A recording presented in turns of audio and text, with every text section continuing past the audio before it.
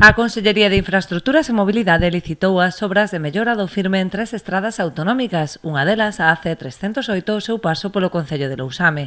A obra contempla a realización de fresados localizados nos treitos de actuación, unha obra necesaria pero que a alcaldesa de Lousame considera insuficiente. Ahora mesmo van a facer esta actuación, pero para min como alcaldesa e portavoz da Corporación Municipal non son suficientes, nin aí nin nas de Deputación. Temos moitas vías provinciais e temos unha vía que é autonómica.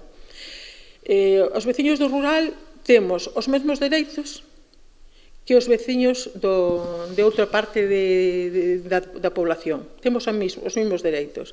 Co cual queremos tamén, e se queren que a poboación do rural se manteña, se queren que a xente se viva nela, non pedimos grandes cousas, sino ter o que merecemos, que é unha vía pola que poder transitar. Esa vía vai a un punto moi visitado que é o Mirador da Muralla.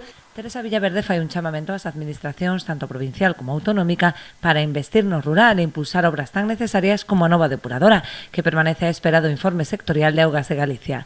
Está pendente do informe de Augas, pidolle a Augas un pouco de celeridade, un pouco solo, porque era unha obra para meter este ano no presuposto, pero ao non poder facer o proxecto por non ter o informe sectorial de Augas, non puido ir.